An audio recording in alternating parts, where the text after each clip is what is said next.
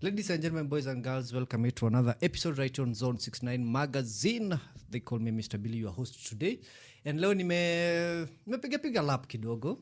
Nikaingia hapa Uganda, Banange. Tuko hapa Uganda and I'm bringing you one of the best pop. I'm an Afro-pop artist all the way from Uganda. She was born in Kenya but based in Uganda. So her name is Shoti. Yes, yeah, Shoti.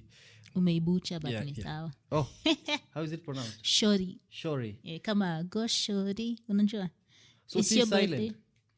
Ulazima useme na maridadi. Unatweng kidogo. So I have Shori with me today. Yeah. And of course, akona 2 projects ambazo ziko out. Monaco.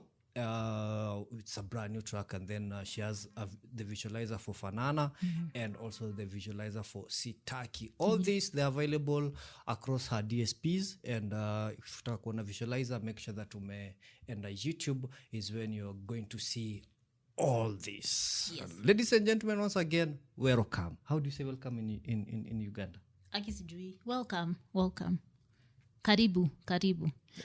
I don't think kuna proper way ya kusema welcome kwa hata kwa mother tongue yangu bado sioni kama ni karibu tu bado. Hakuna na asanti ndio iko na a different name. Kwa Uganda. I think asante ni webale. Oh, say. Webale everybody for continue watching. Yes. So now Monaco, it's out. Yes. And umefeature Request. And Request is one of the biggest producers right about now on the continent. Mi nasemanga what even in the world you can compare him with the greats. So how was it working with the Request? So kwanza ndo nipate Vic tufanye hiyo wimbo. Yep.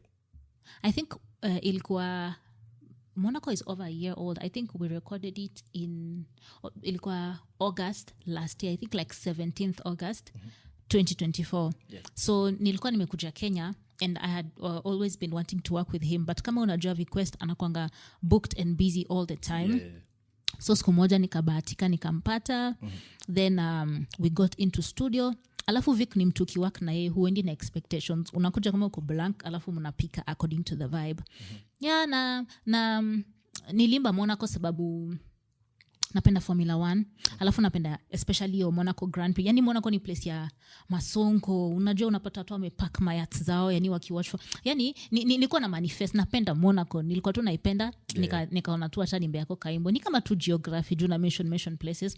But ilikuwa tu good vibes, like it's so amazing working with Request. Yani ni a genius. And I think kila time nimefanya project na yeye ni something different yenye sija try. I feel like anani putting out of my comfort zone, but like in a very nice way. And I think as a creative ni poa kwa challenge that way. And then also Tesla. She's featured on that song, and she's one of the signees under Black Market Records, a few of the female artists. And one time she was talking to us, akatuambia, as a female artist now you need to work double for you to get that recognition, for you to get that respect, like for you to be noticed. So how easy was it to work with the Tesla, or how hard was it for you to work with her? Because now you're like 2 people who are like on the same level. So most people will say mlikuwa mnajaribu ku outshine each other. Hapana, imagine I feel like ilikuwa so easy because I feel like in a way we're both seasoned artists in our fields. Tesla ana make like a very good music. Na mimi ni an Afro dancehall girly, so nilipenda vile ali get into her vibe na tuka make something like very very beautiful. Ilikuwa so easy to work with her. Again, like I said, ukiwork na mtu mwenye ako experienced, then you guys actually work very fast. So the 3 of us together ili work tu vizuri. Ilikuwa so easy because nilikuwa nimeanza wimbo, akakuja after nimefanya akakuja, and she just hopped on it na akafanya her thing and it came out beautifully. So siwezi sema ilikuwa very hard. Ilikuwa very very easy actually. Okay, great. Now you have another track out, Sitaki, which now the visualize is out, and then Fanana. Unaweza tuambia nini about the 2 tracks? Sitaki pia nilifanya na Vic. I think nilifanya sitaki during my last trip to Kenya. Again, it's so hard to get request. Then akanicall like a day before ni travel. Akaniambia in the studio, I think around 9 p.m. Nikaenda. Again, vile nilisema, ukienda kuwork na request, hauendi na expectations. Unaenda tu huko. So nikafika huko akaniambia, by the way, kuna hii bit nilikuwa nayo in mind. Because I think ukibook session na Vic, ama kama anakujua as an artist, anajuanga this, kuna a way he commands the room, anajua maybe what vibe you guys are gonna go for. So nikafika huko akaniambia nataka uimbe, actually alikama play your concept ya sitaki idea, akaniambia nataka uimbe kitu inago kama hivi, unajua ambia mtu utaki ABCD, yani kama you don't want the bare minimum in a relationship. Hata nilimbig up nikasema it's very hard upate producer na kwambia, you know what, you always sing about this, maybe try something that's different like this, sababu mimi ni lover girl na imanga vitu positive. Akaambia leo nataka uimbe, waambie mwanaume kama kutreat vizuri sitaki. And that's how we did sitaki, na tulifanya sitaki mbio na tukamaliza na ikatoka, and it's a very beautiful song. Imekuwa ikifanya very well, especially on vitu kama TikToks and stuff like that. I like seeing how people vibe to it. Napendanga mtu akikuja akiniambia, oh my god, I actually relate to this song. So napenda venye Vika come up na idea, na I like how the reception has been. Then umeuliza kuhusu Fanana. Fanana, nafikiri niliunda Fanana maybe last year December. But unajua kitu watu wanasemanga, kama uko kwa relationship, watu wako single pole hamwezi relate. But kama uko kwa relationship, ukikaa sana, watu wakikaa sana, hata watu wameoana, I think wanaanza kufanana. Tabia zinakuanga the same. Hata sura, by the way. Nilikuwa nafikiria ni juu watu wana exchange DNA ama nini. Unajua watu wanaoana wana brother na sister sometimes. Simate ina exchange wao. Well, I mean, I would like to think that's why. but basically nilikuwa naimba vile nimefall in love na mtu mpaka tukaanza kupendana. Then like I was telling you guys earlier, nilikuwa nataka kufanya a compa jam, but sikuwa nataka kufanya imbo boring. Alafu mimi natoka Kisii. Unajua Kisii kuna wa SDA wengi, mimi si mtu wa SDA, but in Kisii we have like a lot of SDA people, na mupenanga vile wanaimbanga nyimbo zao, unajua masauti zao. So nikapimpa hako kawimbo na kakatokea poa, and we just also dropped the video. It's a very good video, you guys. Make sure mnaitazama. So one thing I've noticed with you, most of these songs that you're releasing, they were recorded years back. Is it like a strategy? You record a song, you sit on it, then you release it, or it's just you feel like this is the right moment for me to release? No, just to echo on what you said, Tesla alisema. As a female artist, I feel like you have to work extra hard, like even 10 times more than the guys. So nikisema I did these songs last year, ni ati mimi huenda studio like in a week, unaweza pata maybe nimedu hata 3 tracks. Lani I have to work extra hard because unaweza pata out of the 3 songs you've recorded, maybe one is an actually really good song. So napenda wanasemanga nipo si watu, mimi nasemanga nipoa nikuwe na shida ya kusema oh my god, I have so many songs, I don't know what I want to put out, rather than kukua na ile shida ya oh my god, I don't have any music to put out. So maybe any small opportunity I get, when my creative juices are flowing, I go to studio, I make a song. Then now, also the thing that I like about my team, ni wananiulizanga, what do you feel like you want to put out next? Yeah, so I think ni moments tu na feeling okay, maybe let me just drop this song hivo tu. So are you working? Okay, naombanga Mungu, namuuliza tunaitanga jile shadow mado yo yenye na pick na natoa. Ndio natoa piki ponki for that one. Which one? This one. Yes, that one. So now are you working on an album, an EP, or you'll just continue releasing singles, more visuals? So initially I had started doing this thingy of putting out like singles monthly. Unajua sometimes msanii unakujanga unataka imbo kamoja unapotea. Mimi so Beyonce ati ni watolee imbo moja nipotee. Nilikuwa nataka tu again kuestablish hiyo consistency, ndo watu wanenyo msichana she's here to stay, she's not playing. So nilikuwa first of all nimetaka kuestablish hiyo consistency, but I think now because it's been over a year, I think since I started working with BMR, niko na EP venye nilisema, niko na vault, mziki ni mingi, niko na EP. Had to just decide when we're gonna drop it, but niko na EP. I think I'll do maybe like 2 more singles, then now we'll be able to do the EP. But EP iko inakuja. Iko. Any features in the EP? tupatie ka snippet tu, just Yes. small ones tujue tuna expect na. So naweza sema nimework na kuna an artist from Uganda atakuwa kwa EP. Yeah. Then of course kuna an artist from Kenya. Hizo zimetosha, hizo ni enough clues. Yeah, hata Beyonce maybe, young, you know, Rihanna maybe, hata Bien, unaweza pata hata Bien ako hapo ndani, you never know. Uganda anaweza kuwa ni Eddie Kenzo ama nani anaitwa nani Spice, ama Spice wa Uganda, anaitwa Spice Diana. Yeah, ni wa Uganda. Aki unaniaibisha na siwajui vizuri. But ni wa huko. So now, wacha nikurudishe nyuma kidogo, right? So you grew up in Kisii in Kenya, but now you are active in Uganda. Yeah. So how was that, the cultural crossing? Because now in Kenya, in Kisii, they have different culture. Now in Uganda, you are experiencing also wase wako na cultures tofauti. So how has that shaped you in terms of you being an artist? Musema aki my transition to Uganda was very easy. Nasemanga Uganda is again, wacha niseme kwa Kiswahili ndo watu wasielewe. Wasielewe ni attack. Ni kama kijiji kubwa. For some weird reason Uganda inanikumbusha Kisii. Even when the people talk there, the way they talk, some of the wordings na vitu wanasema zina sound kama Kikisii. Yeah. So I think the first time I went there, nili feel very at home. Na sikuwa na plan kuenda there. Nilikuwa na plan kuenda 2 weeks. The first time nili visit. Nika end up kustay 4 months. Na I just fell in love with the place. I always say, I feel like I've made my best music from huko. There's just something about that place. Sijui ni nini? Yeah. Iko tu na vibe fulani, yani sijui ni nini walinifanyia huko, but na feel ni kama me going there ilikuwa God just giving me a second chance to actually do what I love. Hata nikienda huko sikuwa najua BMR iko huko. Nilikuwa nimeenda tu kwa yani nilikuwa nimechoka na maisha ya Nairobi. Yeah. Unajua post COVID nini. Then I just went there and I fell in love with the place, with the people, everything. Iko tu so yani Uganda inanikubali na naikubali. Yeah. We just kinda, I love everything about that place, the energy, the culture. Yeah. Yani vile nilikwambia na feel ni kama niko at home juu it literally reminds me of Kisii. Inakaa town, inakaa tu ka town kadogo. Najua ni nchi but inakaa tu ka kijiji fulani. Una feel so at home and safe and very inspired. Niko kwenye ribari chache. Maze. Banange. So there's this aspect of many artists, they always struggle to define their sound at their own, right? And for many, they will echo with me when they say, you, Shori, as an artist, you have defined your sound. Afro-pop, dancehall in it, and then we have some vibe of amapiano. So how did you arrive at your unique blend of these different sounds?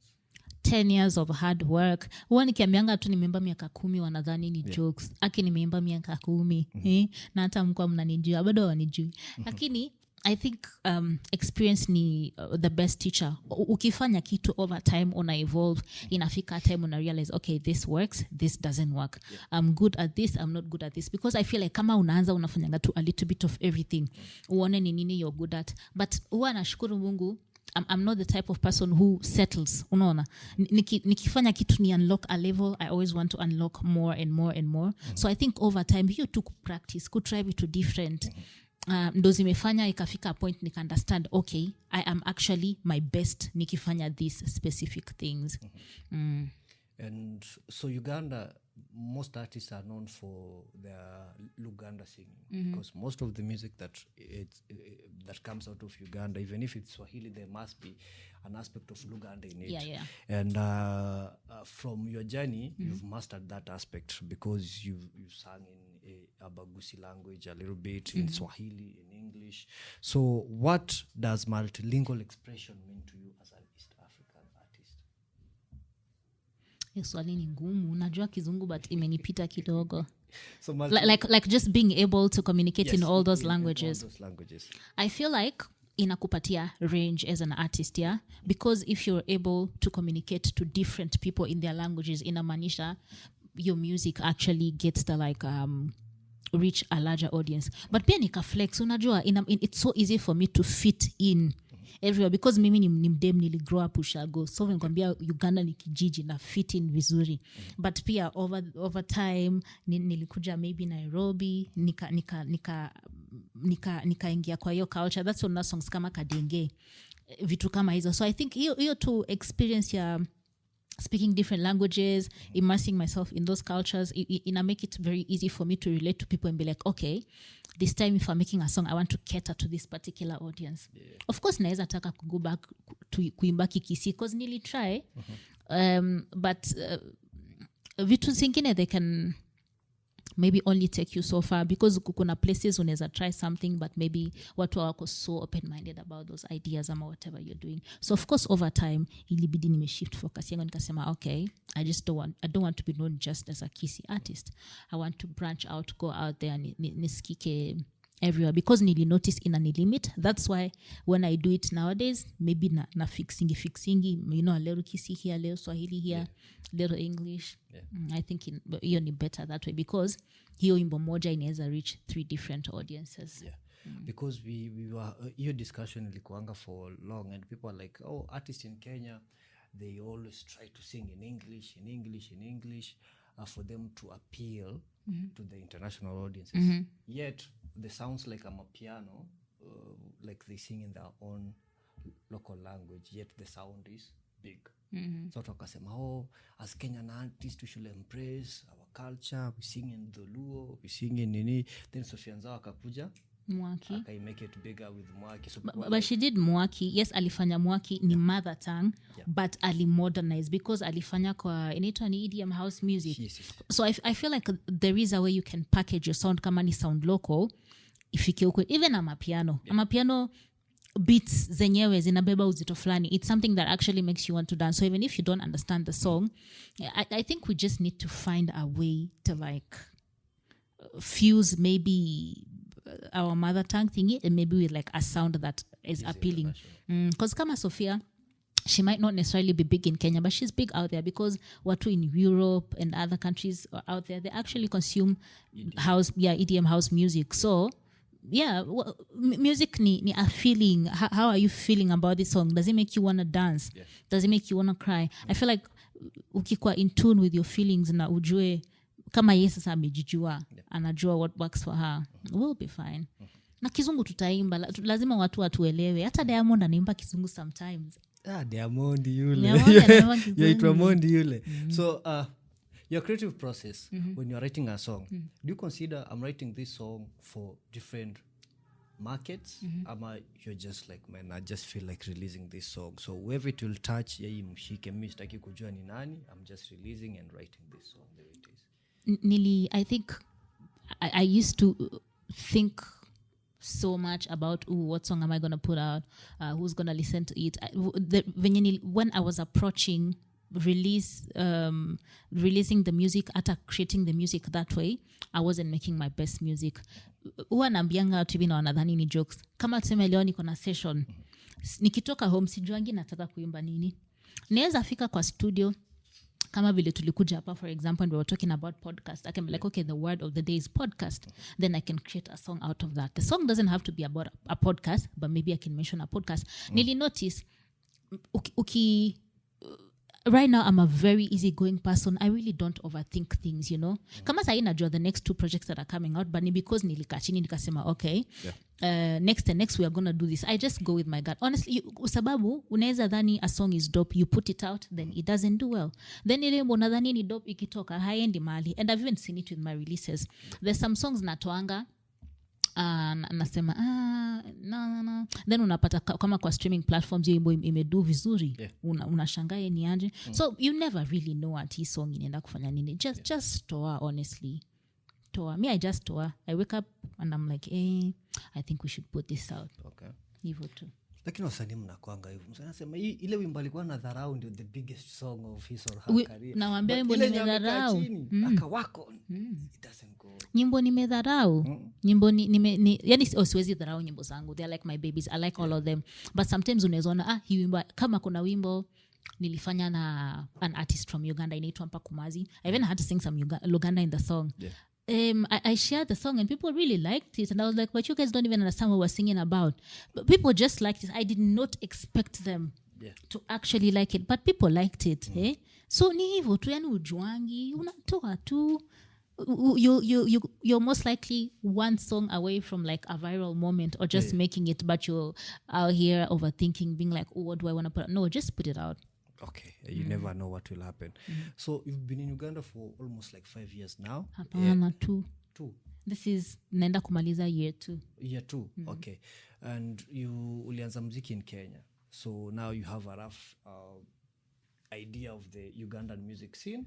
You have a rough idea of the Kenyan music scene. So in your own perspective, what are the biggest differences in how these two industries operate? Difference ya kwanza, drip. I feel like Uganda Ugandans wako so big on showmanship. First of all, muonekano wako wewe as an artist will determine whether people will listen to your music, whether people will talk about you, whether you'll be in blogs. So I feel like they are very big on that. Hata ukiona kama wewe ni mdemu huko lazima uwe na big nyash. Yani kuna vile tu wako, unaona? Muonekano first of all is very important. I feel like here people don't really care what you look like. Bora tu people vibe with you. That's it in Kenya. On that other side, I think pia nimewaigusia hii before, but it's slowly changing. Unaona in Kenya mtu anaweza toa wimbo in like 2 days iko na I don't know 1 million views, iko on trending. Huko msanii mpigia anaweza toa wimbo hata 2 weeks iko maybe 200k views on YouTube. On that side, people don't necessarily consume mziki online, though they are starting to. But watu they pull up for shows. Msanii huko akikuwa na shows, tickets ni very cheap. Tickets kama 10,000 ni maybe 300 bob ya huko. Wanakuanga na very very simple tickets huko. Na even the way they advertise gigs, huwezi pata ati mtu ameweka billboard. Maybe everyone's now kuna zile vitambaa za white wanaandikanga terror in concert date, hivyo tu zile unapatanga tu zimewekwa mahali, zile mavitambaa za kufungwa kwa traffic lights nini. Yani the way they market their things ni cheap too, but ni kitu unaona every day when you're driving to work, unaona tu iko hapa, unaiona everywhere. So huko watu they do shows and live shows, sio playback. They do a lot of live shows. Na wasanii they buy music, on the radio stations they play local music. So watu wakikuja show yako wanajua wimbo yako na wataimba. Hapa kwetu watu wana consume muziki online. But just because you have 1 million views on a song on YouTube doesn't mean that when you have a concert people are going to pay to come and see you. Huko naonanga mostly wasanii wakimake it ama when they have a viral song in Kenya, mostly wana get kama hizi club gigs. I don't think ati watu wanalipa maybe kwenda kwa club, but the way a club maybe makes money to pay the artist ni through sales za pombe and stuff like that. And I feel like in a way here it doesn't necessarily guarantee you longevity as an artist, because kama msanii lazima ukae chini useme okay, watu 1000 wamewatch video yangu, nikikuwa na concert na watu wangapi wanaweza kuja, ujue uko sure unaweza pata watu 10, watu 20, watu 30, unajua hivyo with time. I think that's how we build an audience. So I feel like on that side it's a lot more authentic. Na hapa tumekuwa na hii debate ya play KE music. I don't know if they still play. Do they play? Because nakumbuka last time they wanted kama 70%. No. On that side. It's still more of international music thing, like a lot of guys are consuming. But I always say when it comes to that conversation is the consumers are the ones that are determining the consumption of music. So if my fans wanataka wasikize Burna Boy, me as a radio station, me as anything, you play Burna Boy. I play Burna Boy. Because huko people have support, people listen. Hata mtu anduthi akipita utapata anacheza imba. Ukienda kwa shopkeeper wako anacheza a Ugandan song. Yani everywhere they are playing their own music.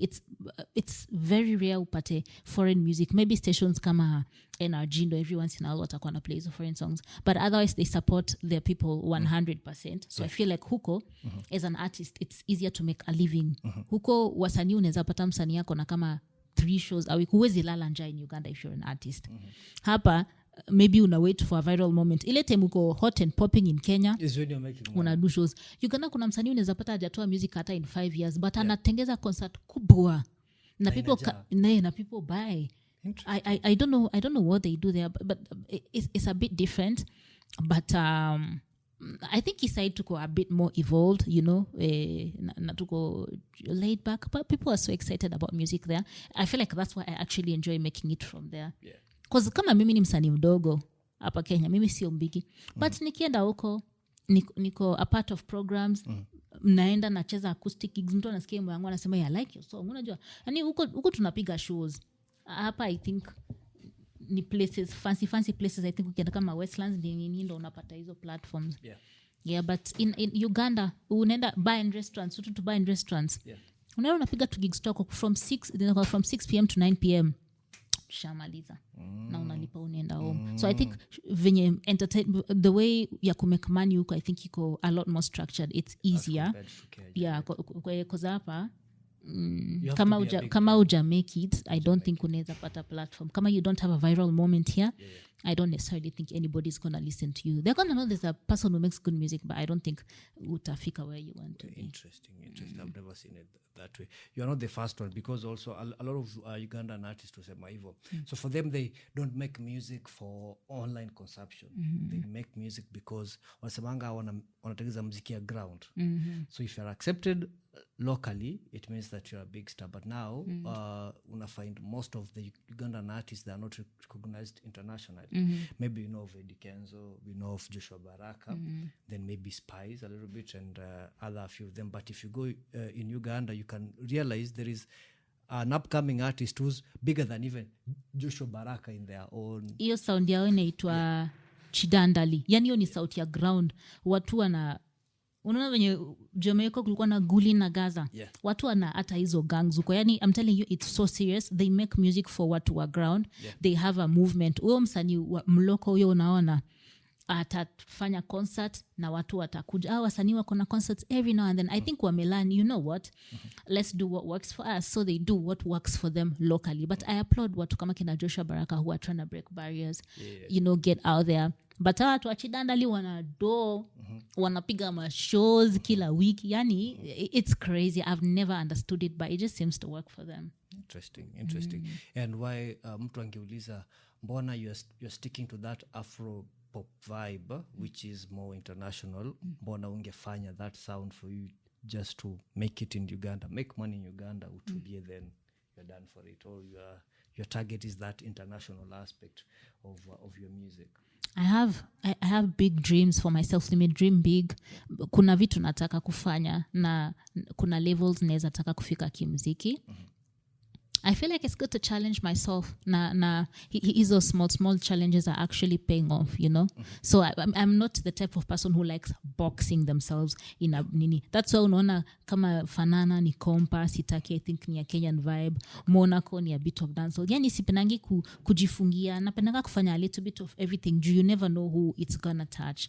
So hiyo kukua diverse, I feel like inanisaidia pia as an artist, because at the end of the day I'm able to cater to at least kila mtu in a way. Ukisikiza nyimbo kama 20 za Shori, at least kuna kaimbo kamoja utaresonate na aka useme hii ni vibe yangu. Kama wewe ni cool kid utasema maybe I like kuna song inaitwa Money, maybe this is my song. Kama wewe ni mtu wa kupati, party inaingia. Kama wewe ni mtu wa vibe kadenge, unajua hakuna point ya kujilimit. There's things I want to achieve in my life, in career wise, especially as a woman. So I am working my ass off to make sure I get everything that I deserve. That you deserve. Now, mtu atauliza, Uganda and Kenya, these are two different markets. So what are the challenges you may face when you're starting off in Kenya, and what are the challenges that you're facing now when you're exploring now the Ugandan industry? Siwezi sema, I think challenges zenye nilikuwa na face kama huku, sijui tunakuangana shida gani kama human beings. Watu wanakujua wewe as a person, hawaizi taka kukusupport. I think kuna hii kitu watu wanakuanga nao, wanaona labda wakikusaidia ama ukido well, maybe you won't need them or something like that. I feel like Kenyans generally, we don't really like supporting each other. It's like watu wanaona ukimake it sijui nini itafanyika, unaona. So hiyo kuenda to a new place ilikuwa a very good experience for me, because nikienda huko in my head nilikuwa nafikiria ni kama I am actually starting afresh. So kujiintroduce nilikuwa najiintroduce kama msanii mpya. Like right now niko part of a fellowship. I literally had to go to school to learn things about music, marketing, live performing, nini hizo vitu. Yani ilikuwa so easy for me to actually start building myself from the ground up. Kama msanii venye nilienda UG nilijiambia sijui anything in my head. Nikasema forget the 9 years you've done music. Assume you're starting afresh. It was so easy for me to have that fresh start over there compared to here. Here nilikuwa naona ni kama natengeza muziki, but nilikuwa na feel ni kama watu hawa appreciate. Unaona? So vile nilienda huko, in a way watu wakaanza ku appreciate art yangu, then ikanionyesha okay, you can actually do better and better stuff. The only challenge nilikuwa nayo nikienda Uganda naweza sema ni hiyo kujiambia okay, you know what? Yes, you know this, but you have to, having to unlearn, to unlearn everything and being willing to relearn. Sababu watu niko in class with ni very young individuals, wako very talented at the academy, watoto wadogo wako fresh. Mimi najiambia oh my god niko 28 naelekea menopause ya muziki. Unajua I think ukikuwa mzee I think ina get a bit harder, sijui because kuna watoto wanakuja sasa hivi menopause ya muziki. So hivyo unajua kuna watoto wameanza saizi for example mtu wako kama 19 ametoa kawimbo kama hit off, unaona yani career yake imeanza vizuri. Wewe umestruggle hizi miaka zote ndo kalight kanaanza kuonekana. Sometimes ukiona kalight kanakuja unajiambia oh my god, so sasa longevity period yangu ni how long? I need to work like 10 times harder to stay on unajua a step ahead, kujua what's trending, vitu kama hizo. So I think nilikuwa na struggle na vitu kama hizo. Nikajiambia vile niliingia class nikajiambia pretend you don't know anything, anza kulana fresh. I think the moment nili embrace hiyo mentality, life ilianza kunyooka, nikaanza ku make very good music, nika learn so many things, meet very very exciting people from different walks of life, tuka exchange art. In short nilikuwa na feel so unappreciated nikikuwa huku, na I think ilikuwa get to my head, ilikuwa ina affect creativity yangu. Vile nilienda huko I was a new person. Yani ni kama ukienda sahi France hakuna mtu anakujua.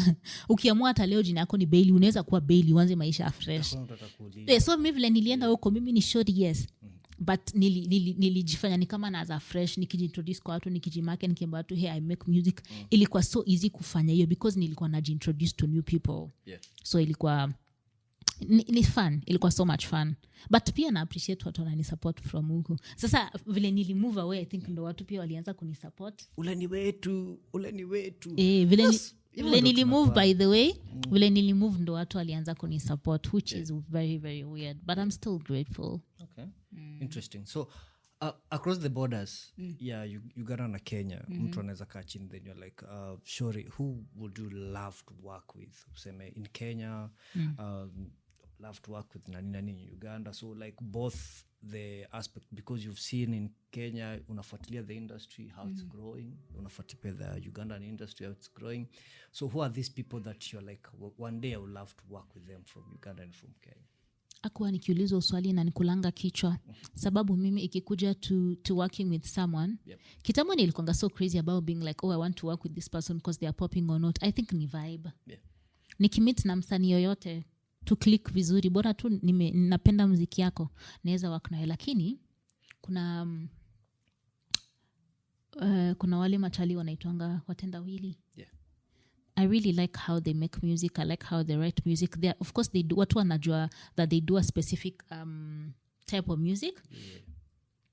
But genre wise wako like very diverse. I like that.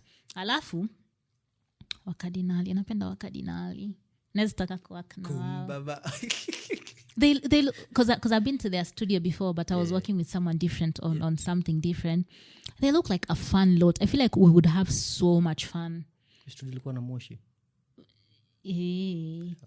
Napenda watu yani wamejibuild. Unaona kuna venye wamejibuild. Nilienda huko, imagine wako na ngoma ziko unreleased, but I guess wako na regulars, fans and people who come to studio friends. Yani watu wako hapo already wanajua zile ngoma ziko kwa computer zenye hazija drop. Kuna vile tu wako very authentic. They look like a fun lot. I would love to like work now on a song. Itakuwa a very good challenge. Alafu kuna wasanii wako BMR. Nimekuwa nikuomba collab wananinyima, wanaitwa Wendo Wazimu. Napenda vibe yao. Wanaitwa Wendo Wazimu. I really like their vibe. Naweza taka kuona vile tuna merge together. Then Uganda, one of like the first people I was listening to wenye naweza sema pia walininspire kimziki ni a lady anaitwa Cindy Sanyu. Cindy. Na Cindy, I think we love her in Kenya because she's worked with artists. So napenda tu bidii yake. Cindy amekuwa kwa game for so long, but she's still very good at what she does. Napenda bidii yake. I think na Eddie Kenzo, Joshua Baraka. Joshua Baraka is very talented, of Bebe course. Cool. You know what? Yeah. Hell yeah. Nilipenda Bebe Cool vile kuna ile nyimbo yake ilikuwa inaitwa Love You Every Day, hata nyimbo alima na Sauti Sol.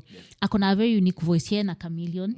Because ni watu grow up nikilisten to na ni watu akona vast experience. It would be so much fun just like being in studio with them, seeing their thought process. Mimi ni mtu huwa napenda kulearn. I like watching people when they're working. So I feel like mostly for the experience, Cindy, Bebe Cool na Chameleon. Kenya, siwezi sema ati hawanipaonia kama Fena Gitu si ati ni mzee sana, but kuna Fena Gitu had a very good era. Ile time alikuwa na make music na iLogos. Kuna time Fena alikuwa na pop banger after banger after banger. Napenda tu vile anajibeba, napenda delivery yake kwa nyimbo yani Fena akiimba unajua hii ngoma ni ya Fena. Zile time akifanya ngoma kama asema ngue hizo mavitu. Kuna vile tu yani you flow kwa yani ana kwa beat. So I think Fena Gitu ni mtu naweza taka kuwork na yeye Kenya. Who else mwenye alikuwa naimba kitambo? Watu sijui kama ni wa Kenya. Nashuku ni wa Kenya. Berry Black na Berry White ni wa Kenya, si ndio? From Mombasa. Wale mimi nataka kwa nawe tu. Are they still together though? I don't know, It's but long. I used to think so much about that song. Unaona ukianza kuimba muziki nilikuwa nafikiria mpaka na rewrite na igeuza inakuwa song yangu. Yani kama kuna dream collab naweza taka hata kuremix hiyo wimbo na wao. Hiyo ngoma ilikuwa kali. Ndio mmoja alikuwa anaimba, mwingine ana rap kizungu lakini ni watu wa Mombasa. Hiyo ilikuwa a very good combination. It worked so well together. So naweza sema Tuberry na Fena Gitu. Kuna mtu wa kitambo tena mwenye nilikuwa napenda vile anaimba kweli. Though kuna sampling, you can sample kwa na way, see, like nowadays that's why we have your sound urban tone. I know, but kuna hiyo experience tu ya kukua na hawa watu. Nataka kujua walikuwa zone gani wakitengeza wimbo, thought process, vitu kama hizo. Hata so lazima tumie wimbo, tunaweza tengeza a fresh song. But I really liked, yani hizo ni nyimbo nili grow up listening to.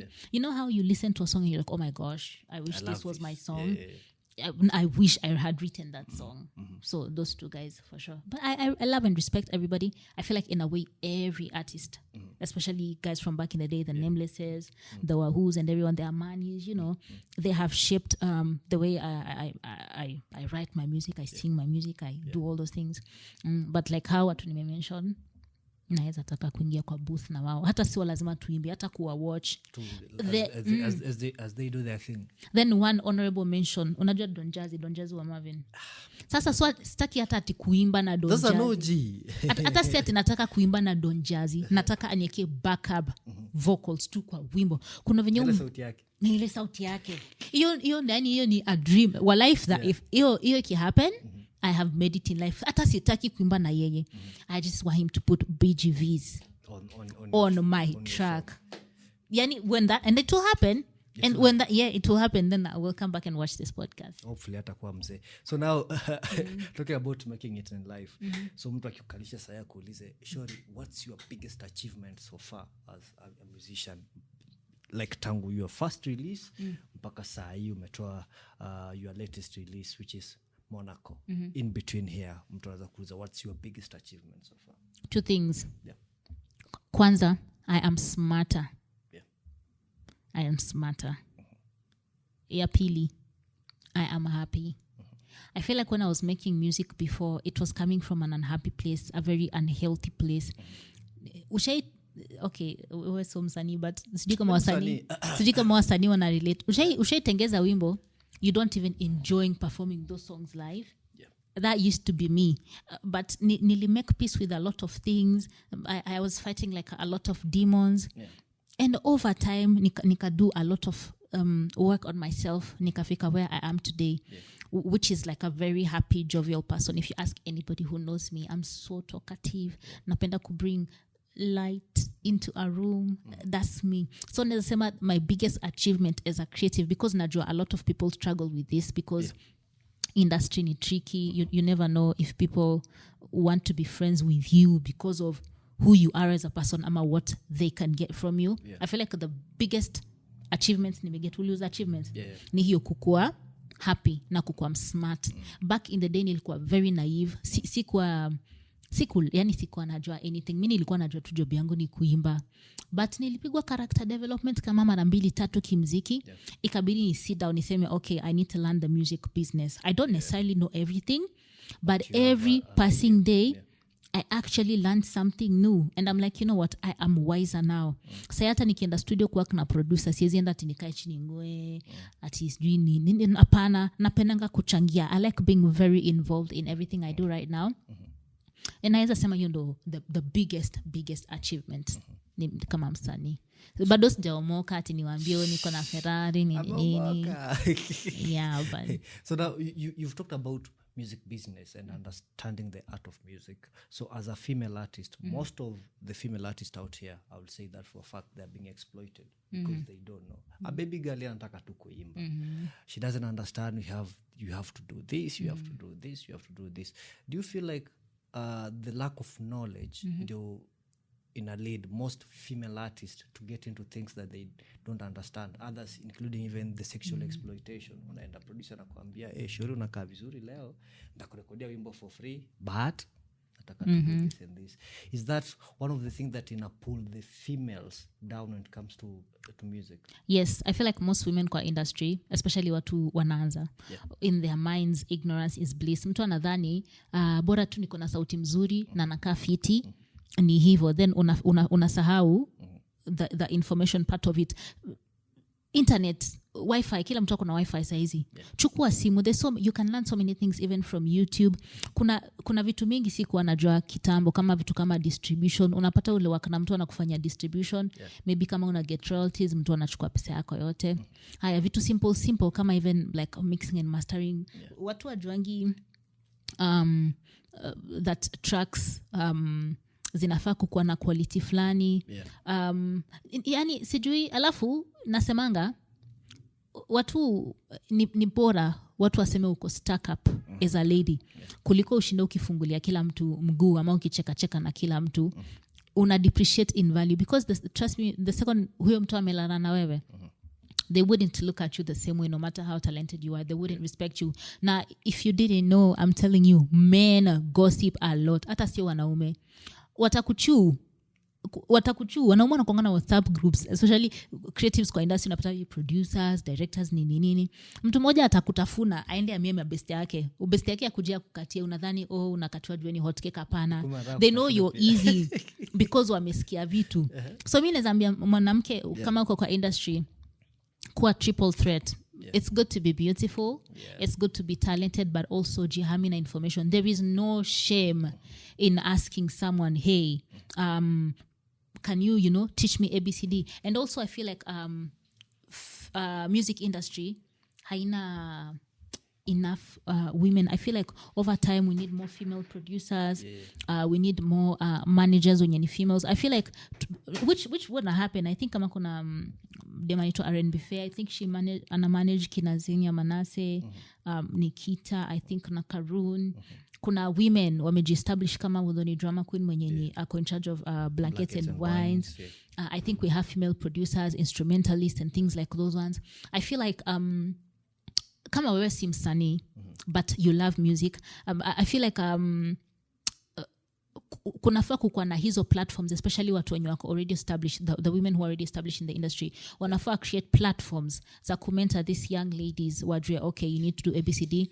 Tems ako na an initiative, I think wanakuja Kenya, and kuna link I think online unaweza apply ujue hizo program either as a producer, a songwriter, an artist, where she mentors artists, vitu kama hizo. Nasemanga kama mwanamke kuanga hungry for information, consume.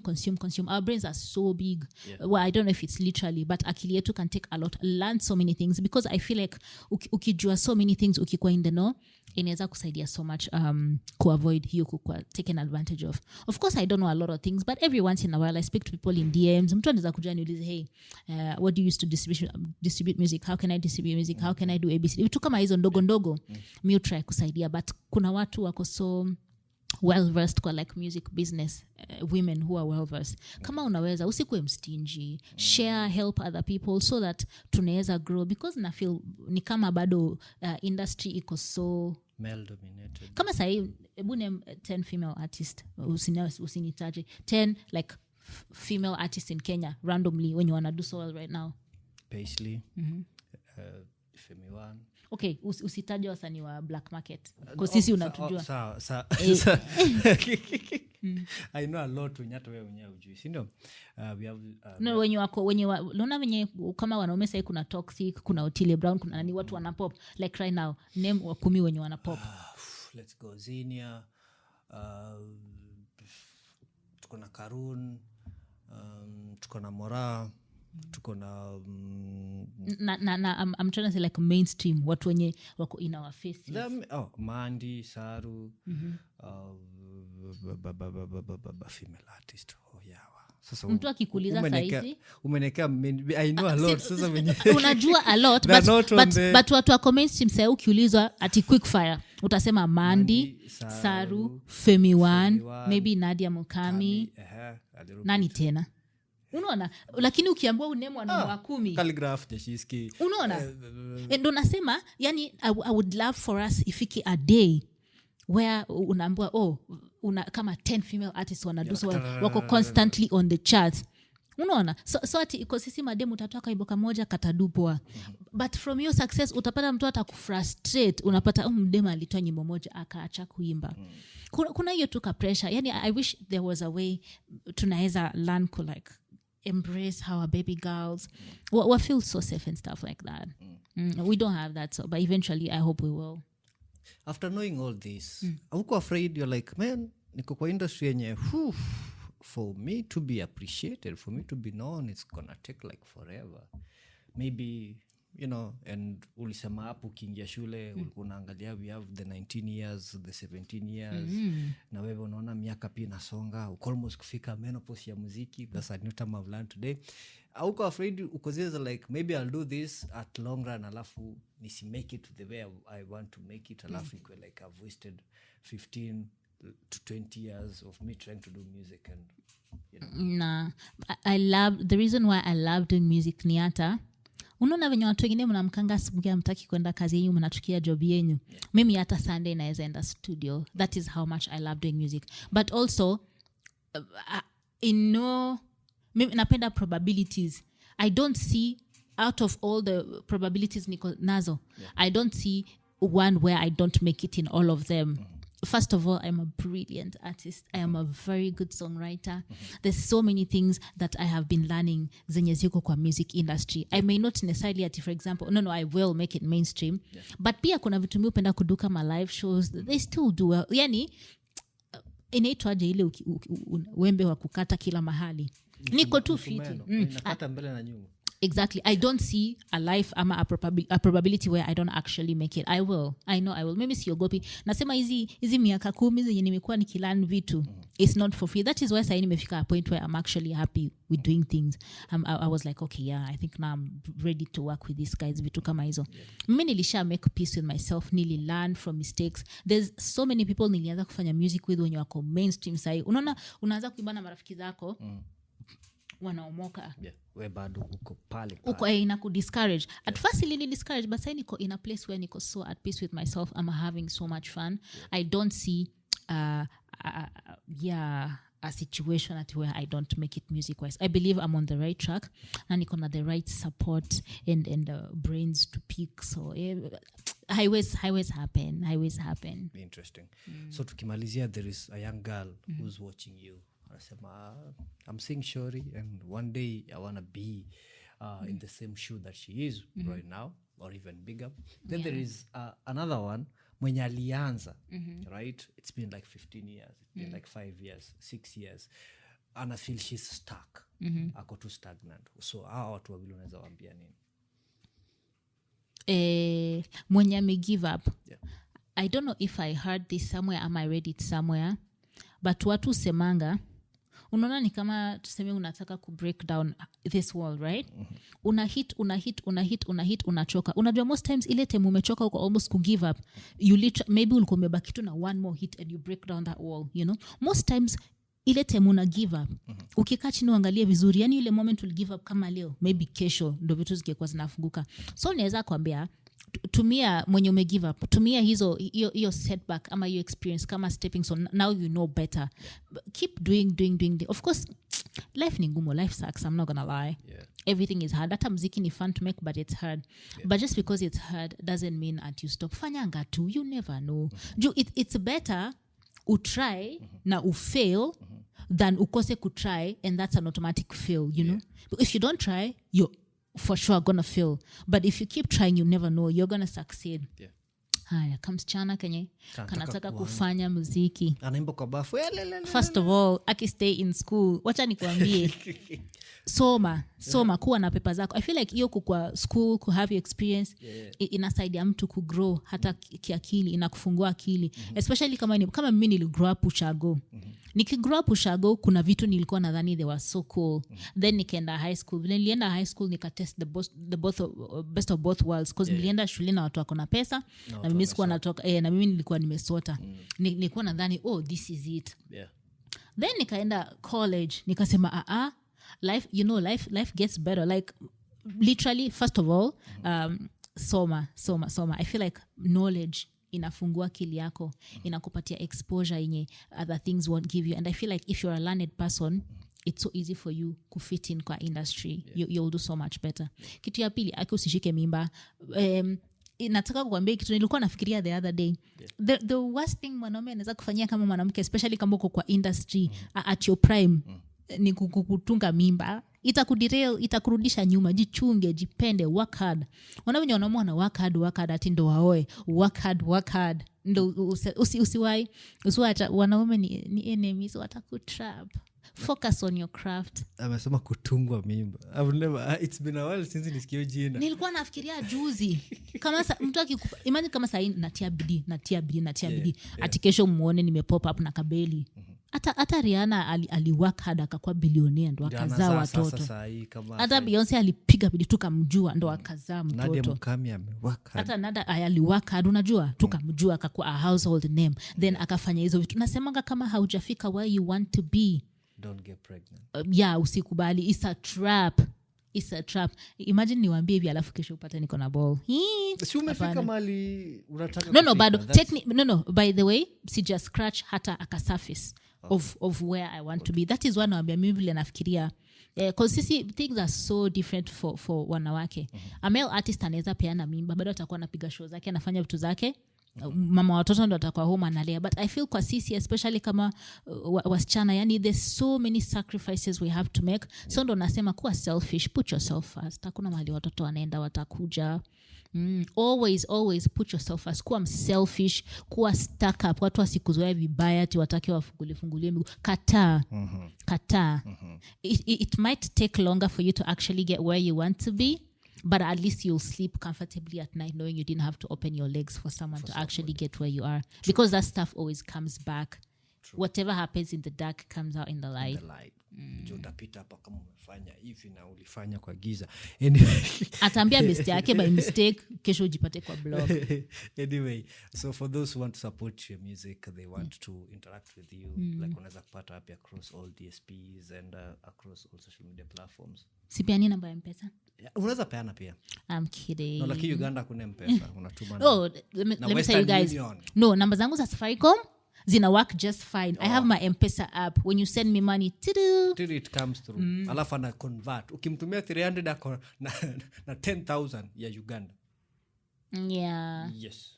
See. But bado value ni same. Kama tuseme hii microphone, I know it's not 300 bob, but kama hii microphone is 300 bob Kenya, Uganda utaibuy 10k. So value tu ni same. I change by the way. No, but either way I'll be a millionaire nikienda na 100,000. Amen. Yeah, yes.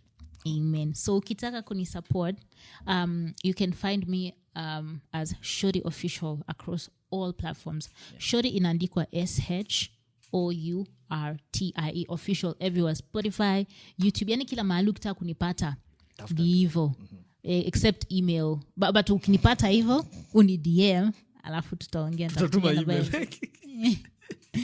That has been Shori all the way from Uganda. She's our very own, but she's based in Uganda right about now, trying to explore the market there in Uganda. But we love what she's doing. And again, now I'm being kila siku, I plug you with the dope artist. If you haven't listened to her, make sure that you go and listen to her. So tukimaliza anatocha na freestyle. I hope I'm going to see you on the next one. Make sure that you support her. Again, just share one of her songs. Usishare hata zote. Just share one of her songs. Ambia your friends, mazeni, I've realized a new artist, I've discovered a new artist, anaitwa Shori.